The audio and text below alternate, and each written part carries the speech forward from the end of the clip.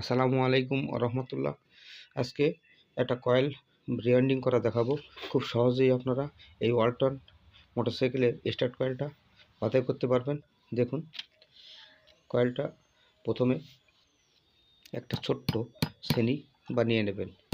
বানিয়ে নেওয়ার পরে এভাবে তলে একটা লোহার যোগান দিয়ে আস্তে আস্তে কেটে নেন।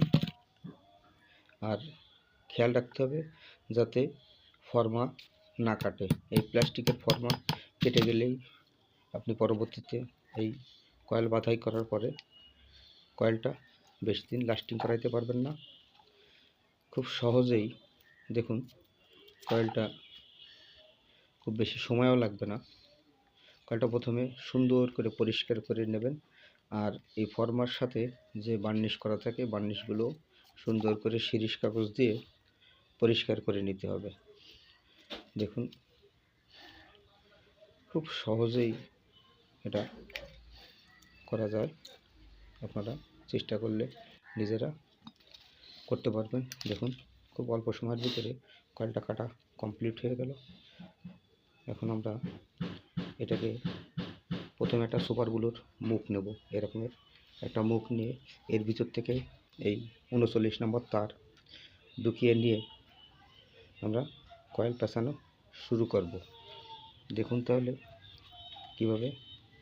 এই যে তারটা ঢুকিয়ে নিলাম, এখন আমরা পেঁচানো শুরু করব। এই কয়েলটা ডান দিকেই পেঁচাতে হবে। সব কয়েল ডান দিকে না, কিছু কিছু কয়েল বাম দিকেও আছে। এই ওয়ালটনের এই স্টার্ট কয়েলটা আপনার ডান দিকে পেঁচানো। দেখুন, এভাবে ওই সুপারগুলোর মুখ দিয়ে যদি আপনি কয়েল না পেঁচান, তাহলে শীষ কলম যেগুলো আছে সেগুলো দিয়েও পেঁচাইতে পারবেন। দেখুন, আর শুধু হাতে যদি পেঁচান তাহলে কয়েলটা ফিনিশিং হবে না। যার কারণে এখানে এই সুপারগুলোর মুখ অথবা শীষ কলমের থেকে তার পরিয়ে নিয়ে কয়েলটা পেঁচাতে হবে, তাহলে সুন্দরভাবে ফিনিশিং হবে। দেখুন, কয়েলটা পেঁচানো হয়ে গেল। এখন আমরা এর যে দুইটা জায়গা আছে, দুইটা জায়গা ঝালাই করে দেব। এখন আমরা অ্যাভোমিটার দিয়ে মেপে দেখব যে 330 ওহমস অথবা 35-40 ওহমসও হইতে পারে। তাহলে এটা অ্যাকুরেট হবে। তাহলে আমরা অ্যাভোমিটার দিয়ে মেপে দেখে নেব যে আসলে কয়েলটা 330 ওহমস হয়েছে কিনা। এবার দেবো বার্নিশ। বার্নিশ দিয়ে থ্রেড টেপ দিয়ে উপরে প্রলেপ দিয়ে আবার বার্নিশ করে দেব। একটু হিট দেব, এরকমের পরিষ্কার হয়ে যাবে। দেখুন, কয়েলটা কত সুন্দর হয়ে গেল। এভাবে আপনারা নিজেরা একটু সাহস করে কয়েল বাছাই করে নিতে পারবেন।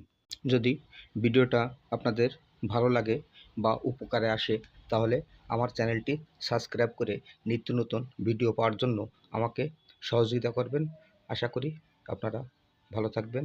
আসসালামু আলাইকুম ওয়া রাহমাতুল্লাহ।